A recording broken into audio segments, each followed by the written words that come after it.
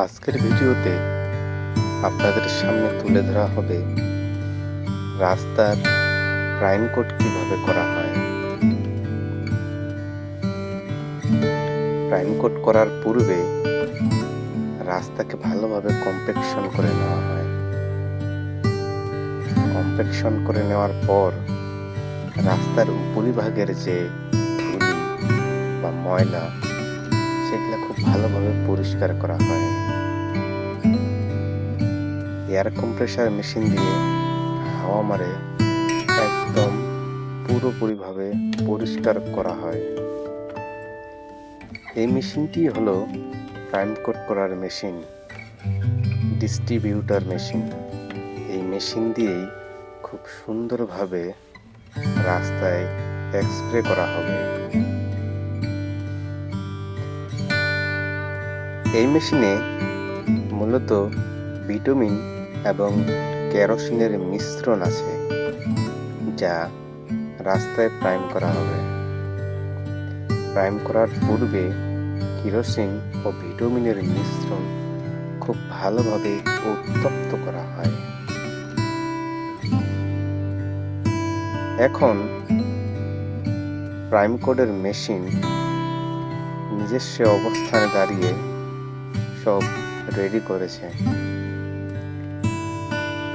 এই যে দেখুন কিভাবে প্রাইম কোড স্প্রে করা হচ্ছে, খুব আস্তে আস্তে এবং ভালোভাবে স্প্রে করা হচ্ছে। ভিটামিনের ট্যাঙ্কি থেকে পাইপের মাধ্যমে তা নজলে আসে। প্রত্যেকটিতেই আলাদা আলাদা নজল আছে, যার আলাদা আলাদাভাবে স্প্রে হচ্ছে। এভাবেই স্প্রে করা হয়। রাস্তা অনেক বড় হওয়ার কারণে এক সাইড করে স্প্রে করা হচ্ছে।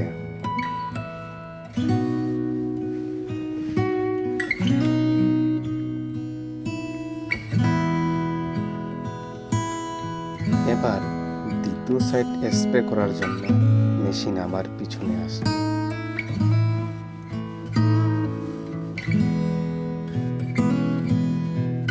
এই যে দেখুন, এবার দ্বিতীয় সাইড আবার স্প্রে করা হচ্ছে। এভাবেই রাস্তার প্রাইম কোট সম্পূর্ণ করা হয়।